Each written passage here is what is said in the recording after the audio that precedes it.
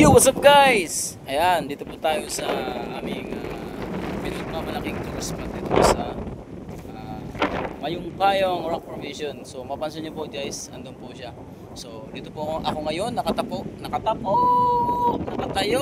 sa isang napakalaking bato na pinaniniwala lang isa itong barko na kinidatan. So hindi natin alam kung totoo nga ba ito guys, pero sa paniniwala ng ating mga sinaunang mga ancestors guys, we believe in magic guys. Ito po yung mga historical Taiwan ngayon guys. So kung mapansin nyo po guys, mayaman po ito sa mga shell. At ayun nga po sila Rina at si Ate Brenda kumukuha ng mga shell, at si Sangkay Ima andun po ng malayo. Ayun guys, so, siyempre si Ambassador namin Joey the Great, at saka si Ate Annabelle at yung kapatid ni Sangkay Ima.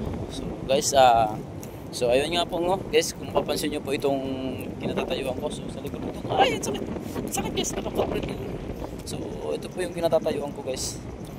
May drone lang tayo, makikita nyo po kung gano'n nga historical. So mapapansin nyo guys, yung ano niya is pa ganyan. So yun po yung mga ibaba na yan is parang tiris.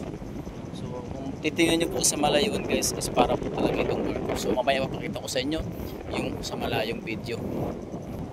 Mamaya guys, pakita ko sa inyo.